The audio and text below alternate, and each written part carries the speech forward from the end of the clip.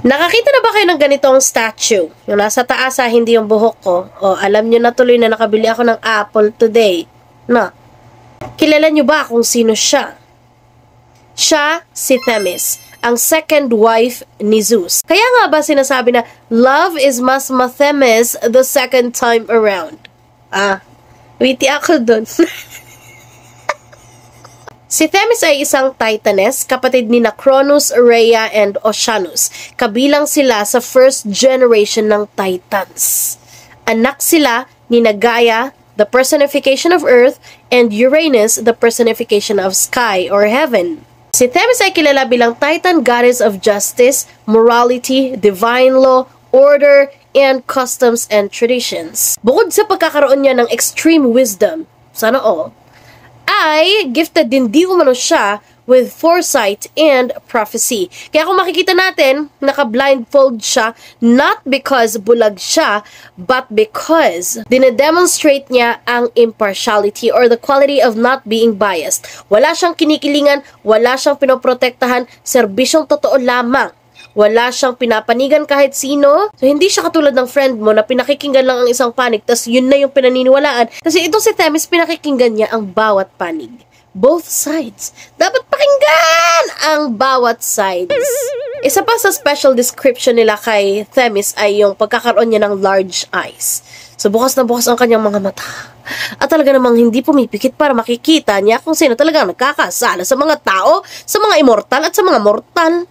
Makikita din natin sa statue, meron siyang hawak na scale and sword. So, sinisimbolo di umano ng dalawang bagay na ito ang law and fair judgment na ginagawa nitong si Themis sa humans and sa gods and goddesses. Kaya napakalaki ng impluensya nitong si Themis sa mortals and immortals. Meron pa nga nabanggit sa isang kwento na during the Golden Age, bumaba daw itong si Themis mula sa Mount Olympus, bumaba siya sa Earth para turuan ang mga tao kung paano mag-behave ng tama.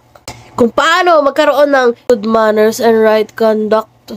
Pero nung bumalik daw siya sa Mount Olympus, ay unti-unting nakalimot ang mga tao sa mga good manners and right conduct na itinuro nitong si Themis.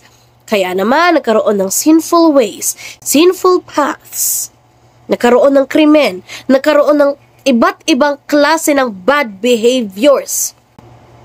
Kaya naman, noong may jeep na dumaan sa San Juan, sa pilitang may mga taong binasa yung mga ayaw mabasa. May mga riders na kahit ayaw mabasa ay winotorgan. Wata-wata. Ganun. Charing. Sorry, Mayor. Basta, noon daw nga bumalik itong si Themis sa Mount Olympus, nagkaroon ng disgraceful and disgusting manners ang mga tao. Not only the tao but also the gods and goddesses. So, nakakalimot sila sa mga itinituro. How much more sa classroom, diba? Diba? Ang bait-bait nila sa mga pamamahay nila, said the mother. Pero pagdating sa school, bakit daw kumukulit? Tapos ang sinisi ay teacher. Tingnan nyo, kahit ang mga gods and goddesses ay nakakalimot sa mga good behaviors na tinuturo. Kaya kailangan silang i-remind. Remind. Always remind. Si Themis, bagamat isa siyang babae, ay binigay sa kanya ang pagiging kauna-unahang seer or oracle sa Delphi. So, siya yung nagbibigay ng mga prophecies sa mga gods and goddesses. Anong mangyayari sa mga humans kapag ikinasal si ganito ganyan, kapag ipinanganak si ganito ganyan, ganon. Ganon ang job description niya. Pero kalauna, na-realize nitong si Themis na, teka lang, bakit parang ako na ang nag-oversee ng orderliness ng mundo, ng mga tao, ng mga gods and goddesses, tapos ako pa yung magbibigay sa kanila ng prophecy. Parang, so sabi niya, pwede ka bang ibigay ito kay Apollo na lang? So, ibinigay niya ang prophetic powers niya kay Apollo. Itong sina Themis at Zeus, nung okay pa sila, nung love na love pa nila ang isa't isa, ay laging makikita sa picture na magkatabi. Because itong si Themis bilang wife, naging counselor siya. Tinutulungan din niya itong si Zeus kung paano magbigay ng fair judgment sa mga tao o sa mga immortals na nagkakasala. So, lagi niyang pinaalalahanan itong si Zeus na maging fair sa judgment. And in return, Ito namang si Themis ay nakaka-receive ng wisdom mula kay Zeus. So they have something in common. Like, oh my goodness. Pero alam nyo ba na after nitong si Metis, di ba nga nilunok niya si Metis na kanyang first wife? Ang ginawa nitong si Zeus ay naghanap siya ng mga panibagong target niya na mapapangasawa. Ang una niyang nakita ba oy? Ang una niyang nakita ay si Thetis. Or si Thetis. Doon na lang ako sa Thetis na. Kasi parang pag Thetis. Thetis.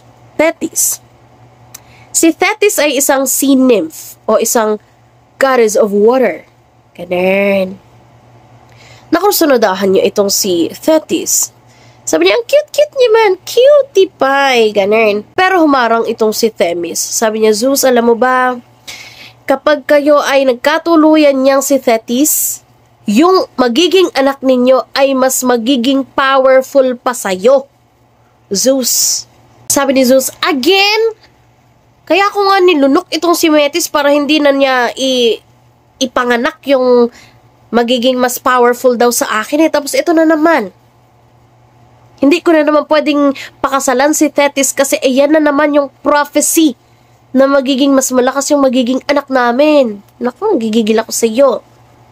Kaya naman, ang ginawa nila ay inarrange nila ang marriage ni Thetis at ni King Peleus of Thia or Thea.